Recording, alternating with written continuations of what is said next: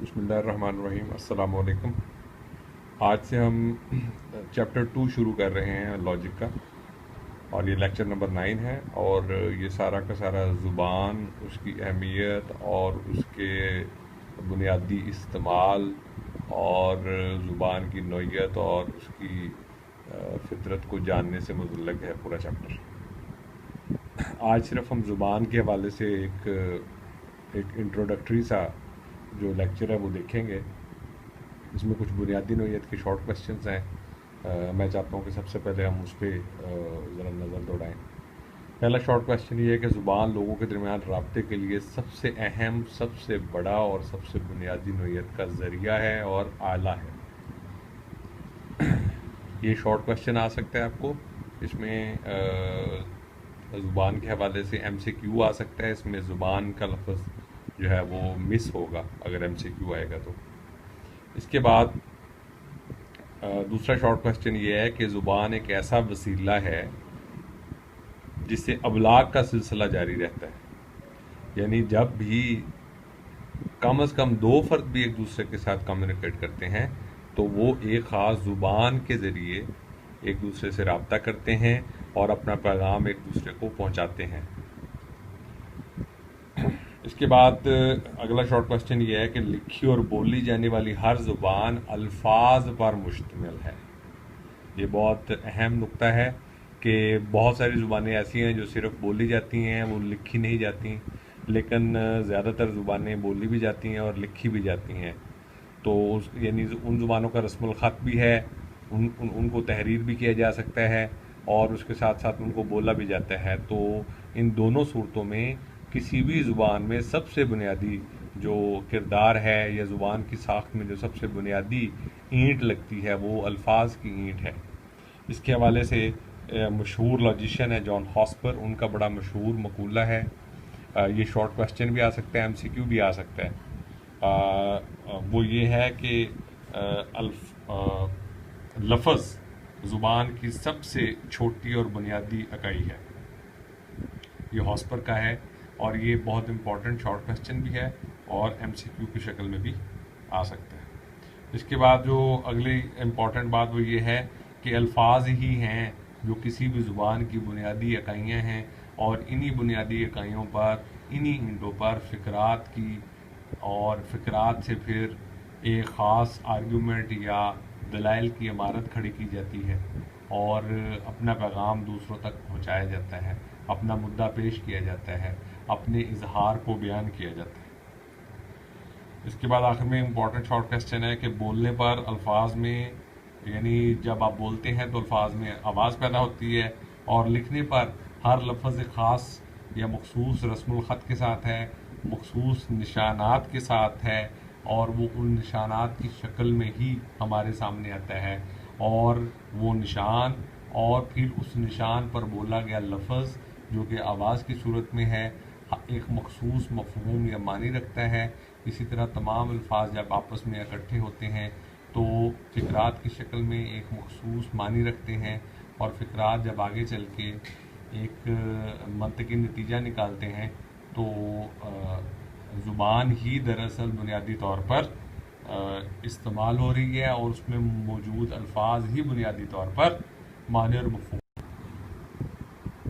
अच्छा, एक और बहुत इम्पॉर्टेंट इसमें ज़ुबान के हवाले से और मानी और मफ़हूम के हवाले से इम्पॉर्टेंट शॉर्ट क्वेश्चन है कि निशानात और इलामात जो हैं इनके भी मानी होते हैं, और अल्फाज की ज़ुबान के अलावा निशानात, साइंस और अलामात, सिंबल्स, इनकी भी अपनी ज़ुबान होती है। ये भी मखसूस मफ़हूम या मानी रखते हैं।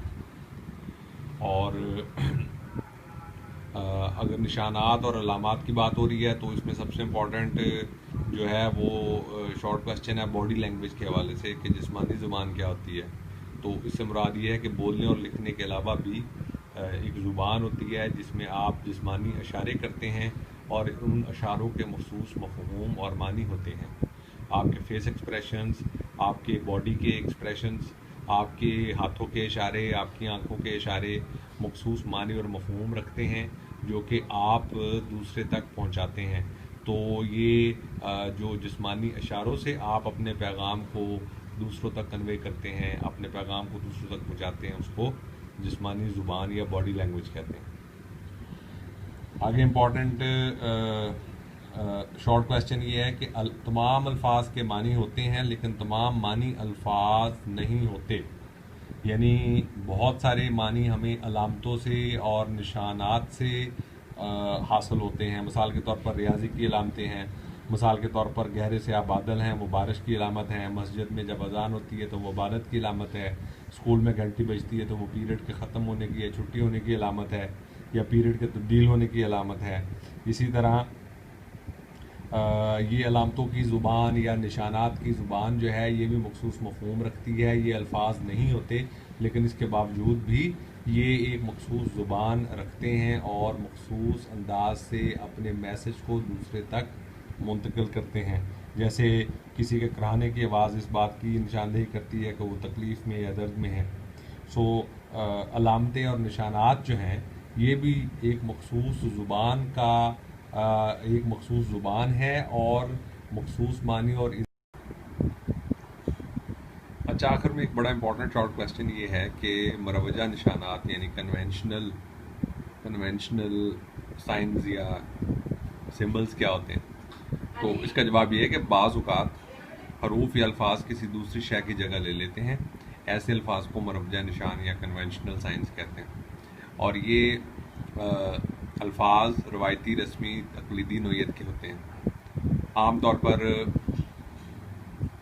مروجہ نشان جو ہے نا وہ قدرتی نشانات کی جگہ لے لیتے ہیں، جیسے آسمان پر گہرے سیاہ بادل ہیں تو یہ اس بات کی طرف نشاندہی کرتے ہیں کہ بارش ہونے والی ہے۔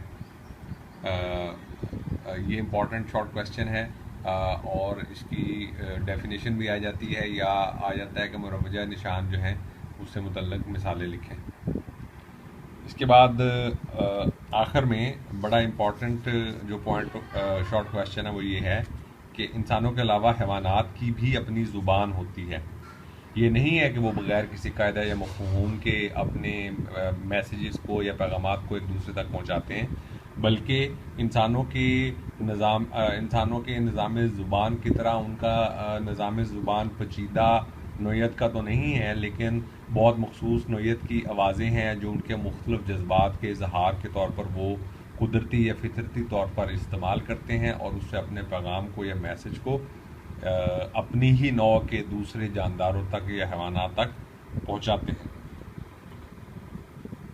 تو یہ امپورٹنٹ ہے کہ انسانوں کے ساتھ ساتھ جانور بھی ایک دوسرے کے ساتھ رابطہ، تعلق یا اپنے مفہوم یا معنی کو پہنچانے کے لیے یا کوئی میسج کنوے کرنے کے لیے یا ایک دوسرے کو بات سمجھانے کے لیے وہ بھی باقاعدہ طور پر ایک بہت مشکل اور پیچیدہ نوعیت کی نہ صحیح بلکہ اس کی نسبت ایک آسان طرح کی زبان جو کہ آبویسلی عام طور پر بولی جانے والی زبان ہے اسے استعمال کرتے ہیں اور اپنے پیغام کو اور ایک دوسرے کے ساتھ ابلاغ کے سلسلے کو چلاتے ہیں۔ آخر میں زبان کے حوالے سے اگر آج کی بحث کو یا گفتگو کو سمیٹا جائے تو وہ یہ ہوگا کہ زبان بنیادی نوعیت کا ذریعہ ابلاغ ہے، وے آف کمیونیکیشن ہے، مینز آف کمیونیکیشن ہے، سورس آف کمیونیکیشن ہے ابلاغ کا۔ وہ یعنی آپ کسی بھی طرح سے، آپ الفاظ کی مدد سے، آپ نشانات اور علامات کی مدد سے، آپ اپنی باڈی لینگویج سے آپ اپنے پیغام کو دوسرے تک پہنچاتے ہیں اور اس کے لیے ایک مخصوص نوعیت کے سائنز اینڈ سمٹمز کا سسٹم آف سائنس کا سہارا لیتے ہیں جسے ہم زبان کہتے ہیں، اور اسی زبان ہی کی مدد سے ہم اپنے خیالات کو، اپنے مفہوم و معنی کو اور اپنے مدعا کو دوسرے تک پہنچاتے ہیں۔ یہ آج کا زبان کے حوالے سے بہت بنیادی نوعیت کا اور کچھ تعارفی نوعیت کا لیکچر تھا، اس کو آپ نوٹ کر لیں۔ اس سے متعلق کوئی سوال ہو تو مجھ سے آپ